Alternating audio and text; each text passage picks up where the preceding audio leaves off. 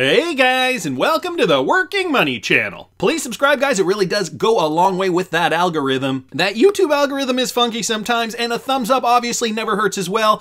I wanted to mention, the video I did yesterday afternoon got a lot of response, but I just wanted to make a correction here. I did talk about James Rule XRP's tweet here, and what I originally thought was that this company, Valhill Capital, was going to do an XRP buyback. And so, I guess to give you guys a little more context, if you haven't seen the video, I will link it up here in the top right-hand corner. The JPEG looks like this, the thumbnail. But that is not exactly correct. What James Rule XRP was insinuating was that the Fed will be buying back XRP. So it would be a Fed buyback, not a buyback through Valhill Capital.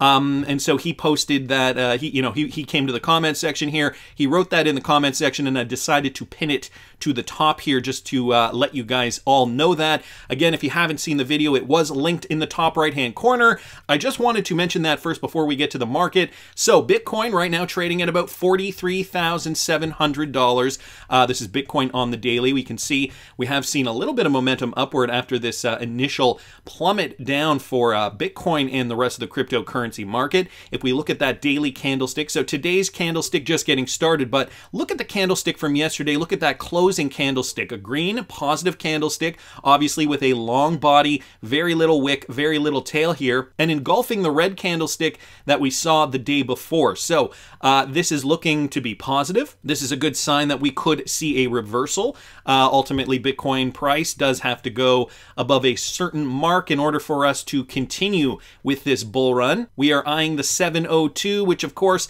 brings a Bitcoin price to about $54,000, $53,956, give or take.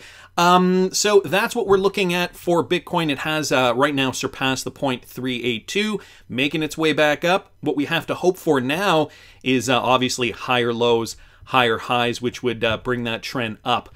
Of course, XRP also not looking too shabby. So it did dip down into that box, that yellow box that I was talking about all last week. Got into my position here. I bought the dip, so to speak. And now we're coming out of that. So XRP right now trading at about 98 cents. And so again, this is looking very positive for XRP hodlers. I'm hoping we can keep above this low here. But you know what? Even if we don't keep above this low and we go down further and then make our way up, we would be still making higher lows. So, I'm just going to keep an eye on it for now. XRP is indeed moving in the right direction, so I am quite happy about that. Throwing a Fibonacci on here. Again, this is XRP on the daily. And let's just zoom in here to see what we can glean from this. So XRP, of course, bouncing off the 0.236, making its way up to the 0.382. So that's where we found that resistance for XRP. Right in and around here, the 0.236, hit that level, and now hopefully continuing to make its way up. Hopefully we do not see any lower lows for XRP. Again, a step in the right direction never hurts. So with regard to the SEC lawsuit, another update here. James K. Filan just bringing this to us. The SEC requests an extension of time to file a motion to seal exhibits in connection with the dispute over the SEC's interrogatory responses regarding the application of the Howey test to sales of XRP over the last 8 years. So again, just another delay, I suppose, another motion or request for an extension of time. Looks like, or sounds like, they do not have enough time to do this, and so they are requesting an extension. Plain and simple. So that's where we stand there. Jeremy Hogan here, bringing this up, and I thought this was great, coming from a lawyer specifically. My jury trial finished today. Opposing counsel called 2 days before the trial began and conceded to half of our case. All the preparation wasted, but we won on that issue. And that is how these things go. You fight over it for years, and then someone caves in an instant. And I think that this last statement down here, very telling to how cases could indeed go. You put in all this time and effort. As a lawyer, I don't know what that's like. I'm not a lawyer, but you put in all this time and effort to protect your client, and then boom, the other side just decides, okay, the game is up, here are our terms, and just like that, you will have an outcome. So guys, I would not be surprised if, if we do hear of something and, this could be the catalyst for XRP to really take off. I mean, I don't know when that's going to happen. I don't know if that narrative is going to be coordinated with something else. I mean, there's a lot to suggest that it could be, but we have to be prepared and we have to take these opportunities to quote unquote buy the dip when we can. Again, not financial advice. That is just how I see it going. I want to continue, though, because there is a lot of news today. This from Marciano Testa. AGI, or Aggie, creates Aggie Inc. and announces former Treasurer of the United States as senior advisor. Now, we know Rosie Rios is also on the board of directors at Ripple. So this is big. A few days after launching AGI, or Aggie, an open platform that democratizes access to financial and non-financial products and improves the lives of Brazilians, the company has announced the creation of Aggie Inc., a controlling entity that will gather all the different businesses and guide the overall strategy. Additionally, with the goal of further strengthening the company's board, Aggie Inc. has hired Rosie Rios, former treasurer of the United States between 2009 and 2016. So just down here, as senior advisor of Aggie Inc., Miss Rios will help build the strategy that guides the company's business, sharing her broad and deep knowledge of the finance market and contributing with her global perspective. Her presence is also an additional step towards greater gender diversity on the board of a company which already has 74% of women among its total employees. So democratizing access to financial services. This is one of these missions from Aggie, again, a Brazilian company.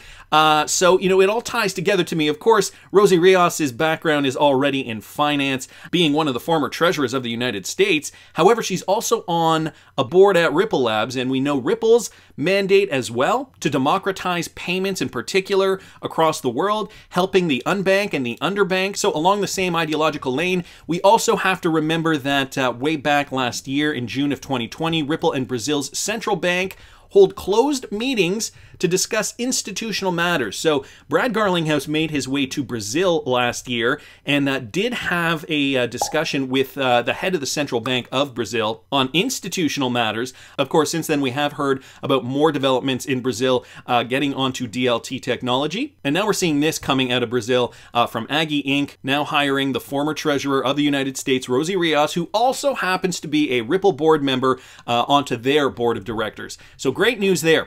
I also wanted to mention this, guys. Krista Tet just sent this to me this morning. So this is a petition for those of you guys using Nexo. There have been a lot of exchanges that have decided not to distribute XRP hodlers SGB tokens, and so this is just a petition. I wanted to get it out there. It only has 20 signatures right now, but if you guys are on the Nexo platform and you do have your SGB tokens held hostage, you might want to sign this. I will leave the link for this in the description of this video. And you know, Nexo is not the only platform either. Unfortunately, this has been the story across many platforms. Some XRP hodlers held their XRP there for the snapshot for the Flare Spark token airdrop, and you know, as the situation developed, the Songbird airdrop was also supposed to be through those exchanges, and now you know, these exchanges perhaps agreed to give you your FLR or Spark tokens, but it had no intention on this Songbird airdrop, and so there's no agreement for them to give you SGB tokens. But we got to make this public. We got to stand out and let them know that we are not happy about this. So anyway, the petition is here for you guys to sign. I want to keep going, guys. BondCrypt XRP posted this with regards to Ripple partner American Express. Apparently, American Express and Extend have created a partnership. So American Express and Extend, a New York-based fintech specializing in virtual cards, announced their partnership to expand virtual card solutions for U.S. businesses. U.S. companies with an eligible American Express business card can now enroll and create virtual cards, also known as tokens, through Extend's app or desktop login in as little as 5 minutes using their existing American Express card account. So for American Express holders, cardholders, you can now sign up for this. Here's a quote. "We have seen more and more businesses ramp up their use of virtual cards since the start of the pandemic as they look to digitize their payment processes and increase their use of touchless payments." This coming from Dean Henry, Executive Vice President, Global Commercial Services at American Express. "With today's announcement, our business cards can work even harder for our card members through this quick and easy virtual card option. This gives our card members enhanced flexibility to control across their day-to-day business spending, including for B2B purchases, and enabling their employees to pay for expenses." So the market is growing and we are seeing more need for this. Of course, touchless options are becoming more and more popular. According to the Global Business Spend Indicator by American Express, 39% of US businesses surveyed expect to expand their use of virtual cards over the next 12 months. The ability to create American Express virtual cards through Extend offers significant benefits for businesses, including, and then they give a list here, quick onboarding, flexible and easy to use, robust spending controls offer through token technology. So also mentioning cryptocurrency technology here, reduced fraud and enhanced security, streamlined expense reporting, rewards on your card, and automated virtual card issuing. Again, through one of the companies that does indeed have a partnership with Ripple, namely American Express. So big news there, guys. I wanted to thank BondCrypt XRP for posting that. Another one here from XRP Crypto Wolf. AMC Theater will start working on integrating Dogecoin payments. Of all coins they decide to integrate, it is going to be Dogecoin. And I mean, I don't know if the recipients of this poll were just trolling them. So fascinating. Dogecoin poll was by far my highest ever read tweet in 24 hours, 4.2 million views. My most ever retweets, most ever replies, 140,000 votes, 77% yes, 23% no. It's clear that you think AMC should accept Dogecoin. Now we need to figure out how to do that.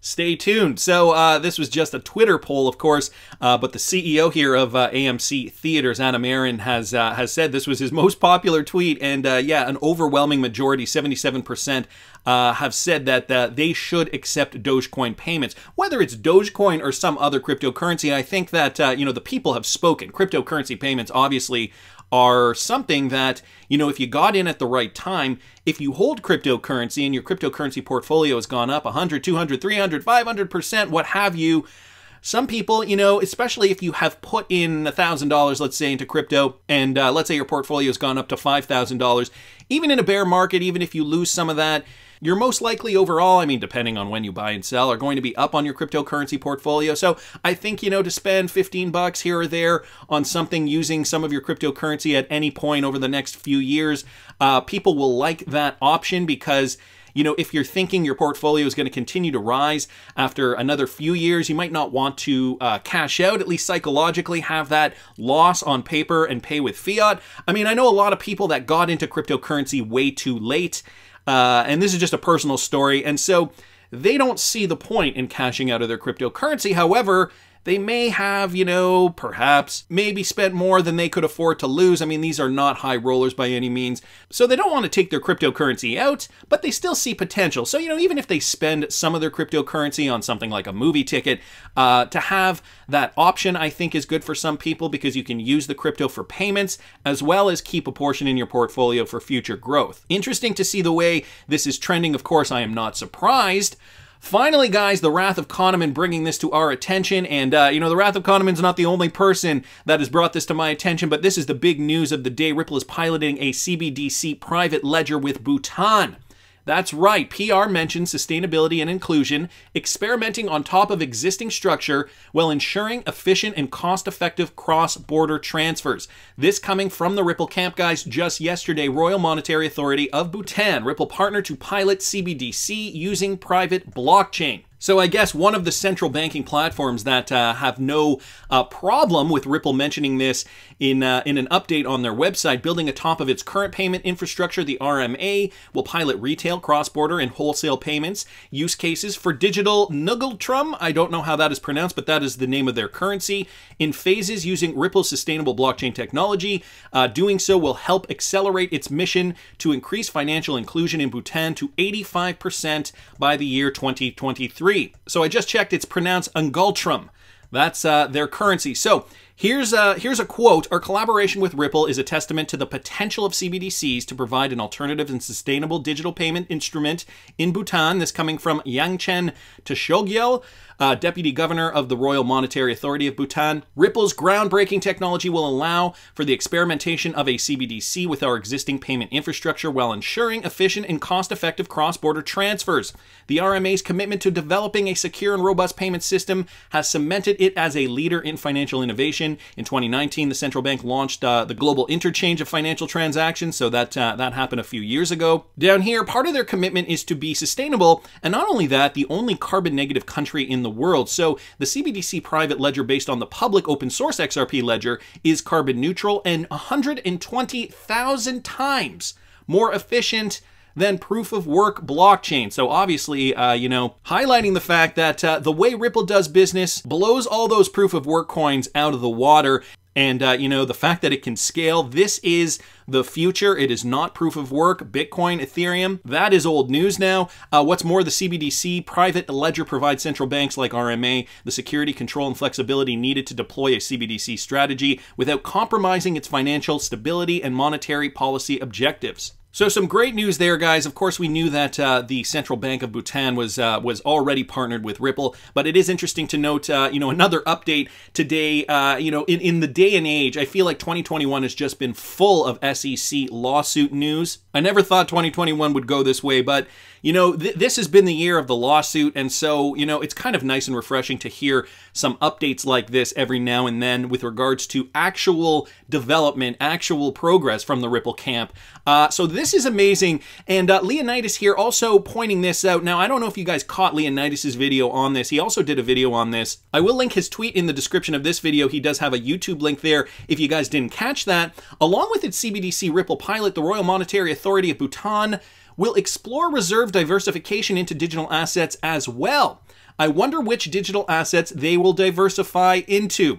So this is from a report from Bhutan mentioning the Ripple payment structure, but they also talk about this. So to optimize their portfolio return through efficient and effective management of foreign exchange reserves, the RMA, or the Royal Monetary Authority, will continue to maintain sound reserve management without compromising the objective of safety, liquidity, and return. So not compromising safety. Of course, those are three tenets of a good investment: safety, liquidity, and return. A well-diversified portfolio will be established by exploring a broad array of existing and emerging asset classes, including higher-yielding securities like bonds, gold, currency trading, and digital assets with due attention to liquidity and risks. So, chances are they are going to get into the usual suspects: Bitcoin, Ethereum, perhaps a handful of others. Considering we know, though, that the Monetary Authority of Bhutan is running on Ripple, what other cryptocurrency would make sense for them to be invested in, especially if they are going to be leveraging XRP for that liquidity? Chances are XRP is going to be on their balance sheet.